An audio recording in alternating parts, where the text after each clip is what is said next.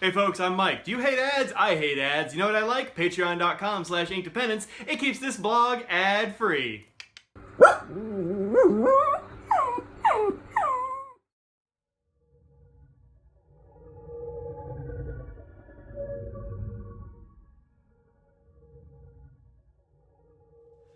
Hey folks, welcome to the Pen Community Gift Guide Inkdependence Edition.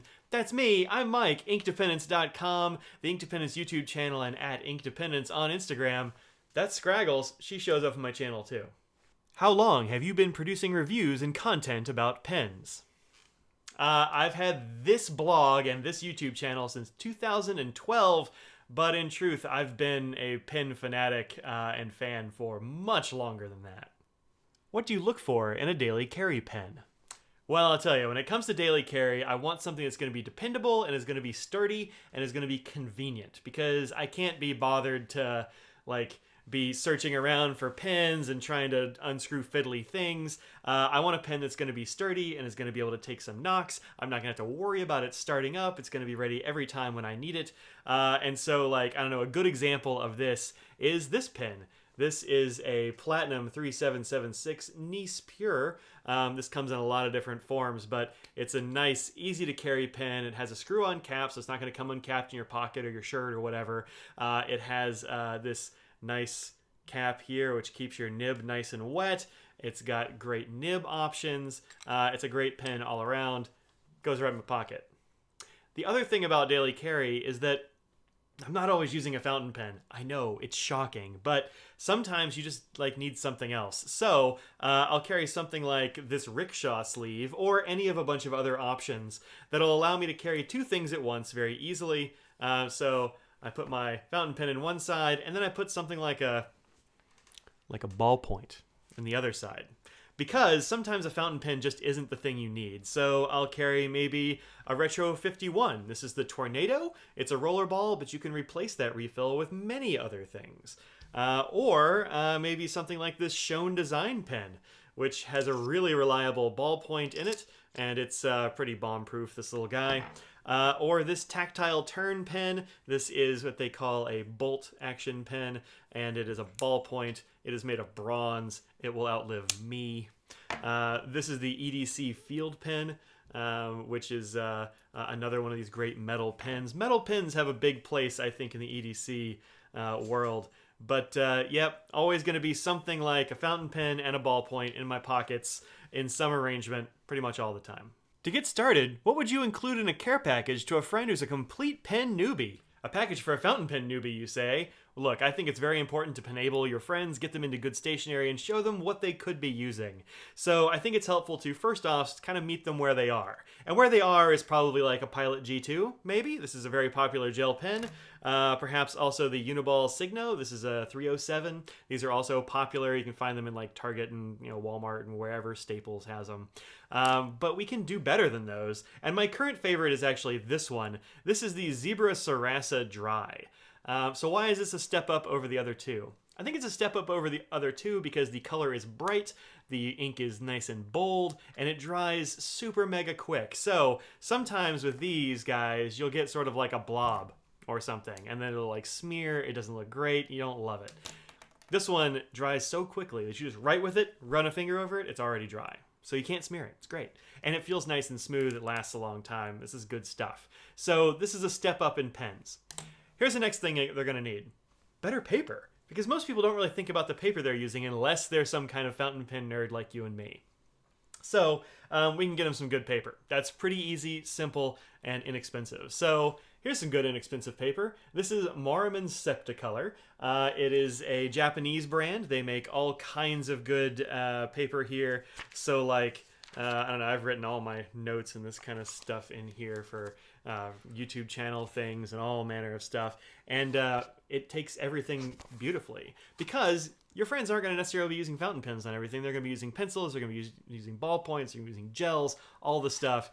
This is going to hook them up. This is $8.75 for an A5 notebook. Perfectly good sized notebook, great price, definitely worth checking out. A little bit higher up on the food chain are things like Rhodia pads. Rhodia pads are fairly ubiquitous in the fountain pen world, but they're not great for things like pencils. They don't have enough grab to the paper. So if you know your friend's going to be using pens, these are pretty darn good for that. And lastly, a little bit further up the food chain yet, Midori. Midori is another Japanese company. This is an MD cotton notebook. This is an F0 size. The F is for figure, apparently, and it's because it's supposed to be good for drawing. It's supposed to be a better size and shape and such for making sketches. I'm no artist, but this paper is really nice for anything you put on it. It's got a nice creamy white. These are blank, and they take everything from pencils up to your biggest fountain pens with no problem at all. So check out Midori Cotton. They're great as well. Now, you want to get your friend into some entry fountain pen stuff. It depends on how much you want to pay, but I would say actually one of my new go-to pens is the Diplomat Magnum. This is a very nice fountain pen. It is not particularly expensive. Goes for around $20, although sometimes you can find it on sale, but around $20. Comes with a fairly slim variety of nibs, like only 3 or 4 sizes, but your friend doesn't need that. They need a pen that's going to work and feel good every time. And this one looks nice. It's got a nice feel to the plastic it's made of. Hi, Mr. Nose. And this thing writes every time without fail. Takes cartridges, so you're going to need to get them some cartridges. Get them like a pack of diamine cartridges or something. They come in a lot of different colors. Hi, Mr. Nose. How are you, bud? And they'll give your friend a good pen that doesn't look too ostentatious, that writes every time they need it, and is ready to go. So altogether, we've got about $20 for the pen. You've got a couple of bucks for cartridges, so $23, give or take. You've got $8 for, or $9 for this, so we're about $30, plus a good gel pen to meet them where they are, and that's about $3. So for $30-ish, you can get your friend a really nice setup that's going to give them a taste of what good stationery can be like. What pen would you suggest to a beginner looking to step up to the next level of fine writing? It's going to depend on where your friend is now, or where you are now. So there are a lot of different levels. I'm going to give you a little tour of fountain pens from cheap up to a couple of $100. So starting out, these two. These are disposable pens. This is the Pilot Varsity. They're a few bucks a piece, $2 or $3. These are the Zebra Fountain Pen, which has got an exclamation point. These are a little bit better, I think. Same price range. These are perfectly serviceable pens, but they're kind of the lowest end fountain pens that are good and available right now. Step up from that would be the Platinum Preppy. This pen comes with cartridges. You can actually put a converter in it if you want to, but you don't have to. Just pop that cartridge on and you're ready to go. This is about $4 or $5. Next up, I'm going to say the TWSBI Go, which I don't have handy right at the moment, or we're back to our old buddy, the Diplomat Magnum here. Then around $30, Mr. Nose, what are you doing, you silly goose? Around $30, you've got the TWSBI Eco, which is a very nice fountain pen, of super low price point at $30 for such a good pen. It is a piston filler. It is cool looking. You can watch your ink slosh around. But this does mean that you're going to have to graduate up to bottles of ink and do a little bit more fiddly stuff because you got to fill it with its own stuff. It doesn't take a cartridge. Next up on the price range, around the $40-ish, you've got these two. Mr. Nose, I don't need your help right now, pal. You've got the Pilot Prera, which is a very nice starter pen. It has a steel nib and a slip cap. Very satisfying. And you've also got the Faber-Castell Lume, which is a nice metal-bodied pen with great nibs around the $40 mark. Up from that, here's a new pen on the scene. This is by Ian Schoen at Schoen Design. This is the Pocket 6. And the Pocket 6 is a fountain pen that goes in your pocket. Has a nice aluminum body. It's got a big number 6 size nib, and the cap screws on the back so that you can have a full size pen. And these are about $115, $120, depending on the style and all that sort of thing. Next up, something like this, perhaps. The Pilot Custom 74. It has a gold nib. It holds a bunch of ink, and it writes every time you pick it up. This is a great pen, but it's around $160. Up from that, the sky is the limit, but you start getting into things that are small maker. So Franklin-Christoph, this is a Model 02, it's about $175. and this is the Carolina Pen Company Charleston. Both of these are made by small makers, bigger than one person. This is made by one guy, and you find these at their sites, not too many other places. But they're all individual and unique. They've got good details, good craftsmanship, a good warranty, all that kind of jazz. And so, depending on what your next step is, those are some options for you. What's the one thing to avoid when shopping for a nice pen? I couldn't come up with just one thing. Two things. The first is maybe avoid places like eBay and Amazon for your first few good fountain pen choices or shopping experiences, because they don't have any after the sale service. So if you get a pen that's kind of wonky or just doesn't work right or you don't like it, well, you're kind of out of luck, because there's no one there who's going to be able to talk you through it or give you any warranty service or anything like that. So go to a shop that's known for good customer service. Go to a maker who's known to support their work, and treat yourself that way. The other thing is, don't be afraid of just getting steel nibs. Steel nibs are great. I love steel nibs. Almost all the pens I've shown are steel nib pens. This is the only exception, the Pilot. The rest of them, steel nibs, all great. How do you tackle your holiday shopping list? I'll tell you how I tackle it. Poorly. I'm not good at holiday shopping. I don't like to do it ahead of time, because if I find something that's perfect for somebody, I'm like, here, have this thing I found you that's amazing. I'm not good at putting it in a box in the closet and waiting. I'm very bad at that. What's an excellent gift for a fountain pen enthusiast who has it all? Well, there are a lot of answers to this, I think.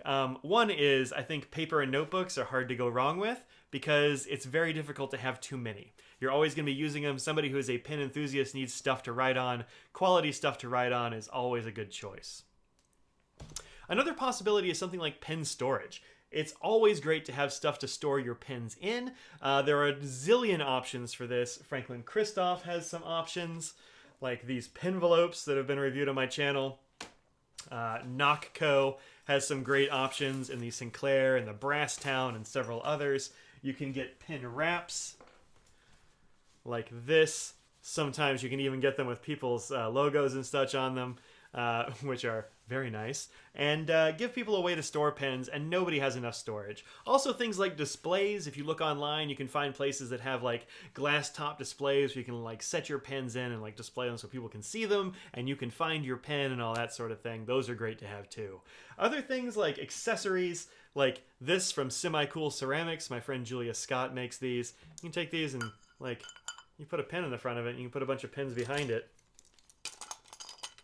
They're all beautiful and handmade ceramic stuff. So that's a cool thing. Also, things like, I don't know, all these little desk things that, like, you can carry your stuff around. They zip up, and then you get home or to your desk, it snaps down, and it's magnety. This is from Jet Pens. So things like that make a great gift for somebody who seems to have it all. What book would you gift an aspiring writer or artist? This was a tough one, and it took me a minute, but I've decided that this is a good one. This is Calligraphy, the Calligraphy Handbook, Simple Techniques and Step-by-Step Projects. This is by Emma Callery. And a great thing about this book is that it gives you all kinds of history and stuff about italics and about different kinds of scripts, but then it also shows you some of those scripts and how to draw them. It gives you a bunch of examples of different kinds of things, like I think these are pretty attractive and I think I could write this way if I gave it enough practice. And so this has been a really interesting book that I kind of keep over here next to my desk, and when I feel like doing some writing practice, I'll grab this guy.